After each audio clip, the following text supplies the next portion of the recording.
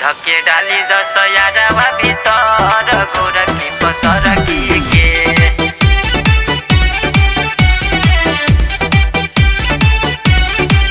धके डाली दस यारवा भीतर गोरखी पतरकी के भैया के मालहिया लागी भौ जाई पानी फेंकी भगतिया लहंगा उठाई भैया के मालहिया लागी भौ जाई पानी फेंकी भगतिया लहंगा उठाई भारी दस चोली आज केहू नहीं बोली होलिया मेल महर के धके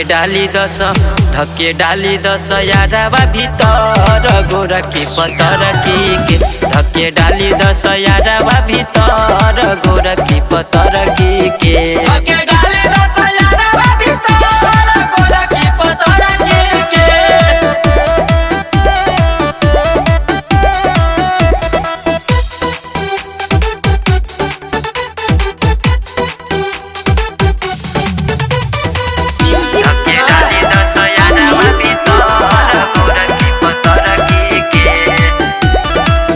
में नदाहन बिया बाकी सयाहन बिया चोली पेन्हे 32 नंबर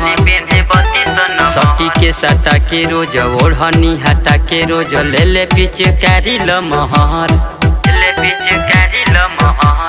मिलल बढ़िया सुतार बाइया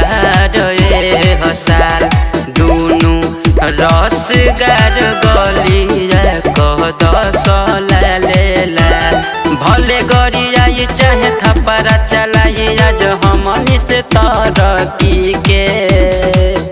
धके डाली दस यारवा भीतर गोरखी पतरकी के धके डाली दस यारवा भीतर गोरखी पतरकी के धके डाली दस यारवा भीतर गोरखी पतरकी के धके डाली दस यारवा भीतर गोरखी पतरकी के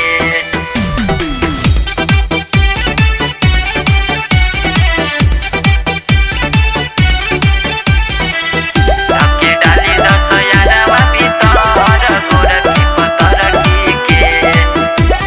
जब बल खाके चले कमर हिला के चले डोली जाला देखी के ईमान सोर हो सिंगार की बदहन उघार के नीर उची खेले समान बिया